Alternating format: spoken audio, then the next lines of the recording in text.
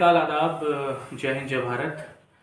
और आज मैं एक ऐसी जगह पर आया हूँ। एक स्टूडेंट है, एक छात्र हैं और एक सरकारी नवयुवक है मेरे साथ, जो उत्तर प्रदेश बिजली विभाग में इस समय कार्यरत हैं और एक सामाजिक इंसान है। और जहाँ तक मैं इनको जानता हूँ कि समाज के बारे में, शिक्षा के बारे में और अपने आसपास के बारे में बहुत जागरूक रहते हैं हमेशा, और हर मुद्दे पर एक अपनी अच्छी राय देते हैं। तो चलिए इनसे बात करते हैं कि इनकी सोच क्या है, समझ क्या है और किस तरीके से ये भविष्य में देखते हैं कि आने वाली जो जनरेशन है हमारी, या शिक्षा का सुधार हम कैसे कर सकते हैं। तो सर, सबसे पहले तो स्वागत है आपका मेरे यूट्यूब चैनल पर। Thank you. क्या नाम है सर आपका? मेरा नाम विकास कुमार है। अच्छा, विकास कुमार जी। तो आप इसी गांव के रहने वाले हैं? हाँ, मैं इसी गाँव का रहने। ठीक है विकास, एक बात मुझे सर आपसे जाननी है। आप अभी कार्यरत हैं? हाँ, मैं विद्युत विभाग में अवर अभियंता जेई की पोस्ट पर कार्यरत हूँ। पोस्टिंग अभी बढ़ मेरी।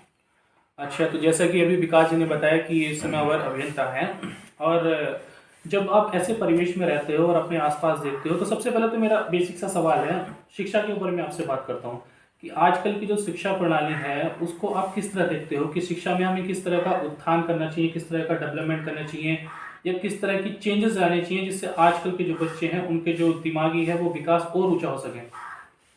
सबसे पहले तो शिक्षा के बारे में तो सबसे महत्वपूर्ण जो चीज़ है वो ये है कि शिक्षक आज की डेट में जो नॉलेज है, जो ज्ञान है, वो इतना इजीली अवेलेबल है। अगर आप कहीं भी कोई भी चीज़, किसी भी टॉपिक को आप तुरंत गूगल पे सर्च कर सकते हैं। तुरंत मतलब कोई भी टॉपिक आप जो भी चीज़ जानना चाह रहे हैं तुरंत अवेलेबल है।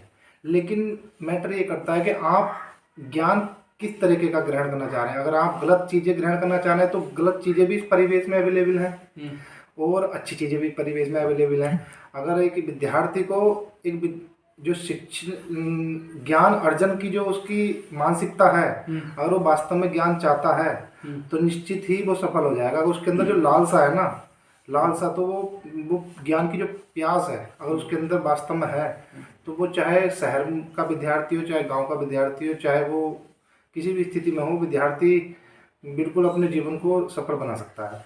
और उसके लिए देखो, शिक्षकों का तो बड़ा अच्छा, अब तो शिक्षा का बड़ा हर जगह अवेलेबल है। विद्यालय खुल गए हैं, सरकार भी बहुत फंडामेंटल जो एजुकेशन है उसकी तरफ बहुत ध्यान दे रही है। और कस्तूरी रंजन समिति सरकार ने अभी हाल फिलहाल में बनाई थी, जिसमें न्यू एजुकेशन पॉलिसी लाई गई। सरकार ने न्यू एजुकेशन पॉलिसी 5+3+3+4 का जो वो था सिस्टम, उसको पुनः लागू किया सरकार ने। अब विद्यालयों में बच्चों को टॉर्चर नहीं किया जाता, बड़े प्यार से पढ़ाया जाता है, प्ले स्कूल बन गए हैं, सब कुछ है। लेकिन यह है कि शिक्षा थोड़ी महंगी है, ये तो आपको देखना पड़ेगा, क्योंकि शिक्षा का कमर्शलाइजेशन बहुत हो रहा है। अच्छा, एक चीज़ मैं और पूछना चाहूँगा, शिक्षा और समाज में शिक्षा और राजनीति, इन दोनों का क्या रोल होता है बच्चे की परवरिश में? देखो, राजनीति और शिक्षा, राजनीति को अगर समझना है तो आपको शिक्षित होना पड़ेगा। अच्छा, शिक्षित होना पड़ेगा। होना पड़ेगा। लेकिन मैंने तो बहुत सारे ऐसे नेता भी कहते हैं कि नेता पढ़े लिखे नहीं होते हैं, नेता ऐसे होते हैं, नेता ज़्यादा पढ़े लिखे नॉलेज नहीं होते हैं, और आप कह रहे हो कि शिक्षा के लिए, राजनीति के लिए शिक्षा का होना बहुत ज़रूरी है। नहीं, अगर आप शिक्षित हो और उसके बाद आप एक राजनीतिज्ञ हो, तो आपको जो मूलभूत समाज की बेसिक नीड्स हैं, बेसिक प्रॉब्लम्स हैं, वो चीज़ें आपको बड़ी आसानी से समझ में आएंगी। अगर आप देखो, एक लीडर होना, चीज़ को लीड करना, वो एक अलग चीज़ है। आप शिक्षित नहीं है तो भी एक समाज को, एक तबके को आप लीड कर सकते हो, ऐसा नहीं है कि नहीं लीड कर सकते हो। अच्छा। लीडर होना तो एक अलग टॉपिक है, अलग विषय है। आप बहुत लोग ऐसे थे जो लीडर रहे, ज़्यादा एजुकेटेड नहीं थे, लेकिन उन्होंने समाज को लीड किया और सही रास्ते, सही से नेता जो है एक रास्ता दिखाता है, उससे शिक्षित होने का कोई लेना नहीं। लेकिन अगर शिक्षित है तो वो उस पर सोने पे सुहागा है, ये समझिए, सोने पे सुहागा है। अगर हमारा शिक्षा मंत्री खुद ही अनपढ़ है, कुछ जानता ही नहीं, तो वो क्या आईआईटी खोलेगा, क्या क्या आईआईएम खोलेगा, क्या नए संस्थान खोलेगा। उसको ये नहीं पता कि क्या शिक्षा में क्या चल रहा है, किस तरीके की एनसीईआरटी की किताबों में किन किन टॉपिकों को पढ़ाया जा रहा है, कि जो हमारे मतलब जो रोल मॉडल है, जैसे भगत सिंह है, चंद्रशेखर आज़ाद हैं, लोकमान्य तिलक हैं, बहुत लोग हैं, इनके बारे में उनमें क्या लिखा हुआ है कि कई एनसीईआरटी की बुकों में कुछ गलत चीज़ें भी लिखी हुई हैं। तो जो अगर वो शिक्षित ही नहीं है शिक्षा मंत्री, तो फिर उस चीज़ का तो मतलब थोड़ा प्रभाव अच्छा, पड़ता एक है। महान दार्शनिक ने कभी कहा था कि मनुष्य एक सामाजिक प्राणी है और सामाजिक प्राणी होने के नाते उसकी सामाजिक जिम्मेदारियां भी होती हैं। तो आज के परिवेश में जब इंसान को आप सामाजिक जिम्मेदारियों को किस हाशिए पर देखते हो कि वो कहाँ खड़ा हुआ है कि अपनी जिम्मेदारी ठीक से निभा पा रहा है, नहीं निभा पा रहा है? देखो, पहले ये चीज़ है कि आप हम लोग कहते हैं कि हमें फंडामेंटल राइट चाहिए, हमको फंडामेंटल राइट चाहिए, हमको मूल अधिकार चाहिए। हर व्यक्ति का की इच्छा है कि मेरा पानी, स्वच्छ पानी मिले, बिजली मिले, हर चीज़ शिक्षा मिले, मूलभूत अधिकार। लेकिन हम मूलभूत कर्तव्यों की बात कभी नहीं करते हैं, जो कि हमारे संविधान में खुद कहा गया है कि मूलभूत कर्तव्य जो हैं, जो 11 कर्तव्य हैं हमारे, हम देश के प्रति हमारा भी कुछ कर्तव्य है, उन कर्तव्यों का निर्वहन भी तो हमें करना चाहिए। वो कर्तव्य ही तो हमें बताते हैं कि हम एक सामाजिक प्राणी हैं। तो आपके हिसाब से लोग अपने कर्तव्यों का पालन कर नहीं रहे हैं, करना नहीं चाहते हैं? असल में बस बच जाते हैं, कुछ गलत चीज़ों को देख के लोग बच जाते हैं, और मेजोरिटी ऑफ पीपल इस टाइप से हैं कि बस उनको अपने में ही थोड़ा लीन है अपने। अच्छा, एक बड़ा बेसिक सा सवाल है मेरा, मैं सॉरी टू मैं आपको डिस्टर्ब कर रहा हूँ, कि आप क्या जातिगत प्रणाली में यकीन रखते हैं? नहीं, जातिगत प्रणाली में मैं यकीन नहीं रखता हूँ, क्योंकि सही से दिल से बताना, नहीं, जातिगत व्यवस्था में यकीन है आपका, नहीं है? नहीं, मेरा जातिगत व्यवस्था में यकीन नहीं है। देखो, जातिगत व्यवस्था से देश पीछे जाता है, आगे कभी नहीं जा सकता। जातिगत तो ये सब फाउंडेशन, ये सब अब ख़त्म सी भी हो रही हैं, धीरे धीरे लोग शिक्षित हो रहे हैं, लेकिन ये चीज़ें मायने नहीं रखती। आदमी की अगर सोच डेवलप है, शिक्षित है, तो ये जातिगत कोई मसला नहीं होता। लेकिन जिस परिवेश में हम हैं, जिस समाज में हम हैं, उस समाज के एक हाशिए पर एक उच्चतम जो लोग बैठे हुए हैं चोटी पर, वो लोग हमेशा जातिगत व्यवस्था, वर्ण व्यवस्था और इस मामले में अपना जो सोच है वो ऊपरी करके रखते हैं। उस बारे में क्या कहोगे कि वो हमें नीचे लेके जा रही है, हमें ऊपर लेके जाएगी? देखो, जातिगत सोच जो है, अगर कोई व्यक्ति किसी पद पे है, किसी कहीं पे अगर वो है, तो राजनीतिक स्तर पे भी कहीं पे है, तो राजनीति तो जाति में बांट के ही चलती है। राजनीतिज्ञ लोग तो सदा ये चाहेंगे कि समाज का बाइफरकेशन रहे, सोसाइटी का बाइफरकेशन रहे, सोसाइटी जो है एक धर्म के आधार पर चीज़ें बढ़ जाएं, तो उनको इजीली हो जाता है किसी चीज़ को, डेवलपमेंट को रोक के आदमी को धर्म के नाम पे भड़काना बहुत आसान है। अच्छा। तो धर्म के नाम पे भड़काना बहुत आसान है, लेकिन शिक्षित लोग। लेकिन धर्म और जाति तो अलग अलग होती है। नहीं, धर्म में भी कुछ सब सेक्शन जो हो जाते हैं ना, सब सेक्शन हो जाते हैं, तो उसी वही वही एक जाति है। कि मान लीजिए हिंदू धर्म है, हिंदू धर्म में भी बहुत बहुत जातियाँ हो गई, मुस्लिम धर्म में उसमें कुछ जातियाँ हो गई, इस टाइप से। लेकिन मेरा ये मानना है कि ये हमारी मानसिक बीमारी है। अगर हम जाति के आधार पर किसी व्यक्ति का आकलन या किसी समाज का आकलन हम जाति के आधार पर कर रहे हैं, तो वो हमारी खुद की स्वयं की मानसिक विकलांगता है। अच्छा, तो आप कह रहे हैं कि मोदी साहब का जो नारा है कि सबका साथ सबका विकास, उस हिसाब से काम होना चाहिए? नहीं, बिल्कुल बिल्कुल, सबका साथ सबका विकास, उसमें कोई जाति धर्म, जो चीज़ एक गरीब को मिलेगी वही जो योग्य है, वो मध्यम वर्ग को भी मिलेगी वो चीज़, वो सब अच्छा है उनका। और सही गलत में अगर डिफ्रेंशिएशन करना हो कि सही सही क्या है, गलत गलत क्या है, तो उसको आज का जो समाज का हमारा इंसान है, मैंने कुछ चीज़ें ऐसी नोटिस की हैं जो समाज में सही को सही और गलत को गलत कहने की हिम्मत तो पता नहीं क्यों सामाजिक लोग कर नहीं पाते, जबकि हम जानते हैं कि मनुष्य एक सामाजिक प्राणी है, ये हम बचपन से सुनते आ रहे हैं। तो इस बारे में क्या कहना चाहेंगे आप? देखिए, सही गलत का आकलन आदमी अपने विवेक से कर पाता है, या फिर वो अपने तर्क से कर पाएगा। चीज़ों को झूठ, सही चीज़ को गलत तरीके से पेश किया जा सकता है, गलत चीज़ को सही तरीके से भी पेश किया जा सकता है, लेकिन तुम्हारा जो तर्क है, अगर वो तर्क तुम्हारा सही को सही समझने के लायक है और गलत को हटाने के लायक है, सच में से अगर झूठ को हटाने के लायक तुम्हारा तर्क विकसित है, अगर तुम्हारा विज्ञान, मनोविज्ञान या तुम्हारा विवेक विकसित है, तो आप, मुझे लगता है कि तब आप वास्तव में एक श्रेष्ठ व्यक्ति, श्रेष्ठ नागरिक देश के हो।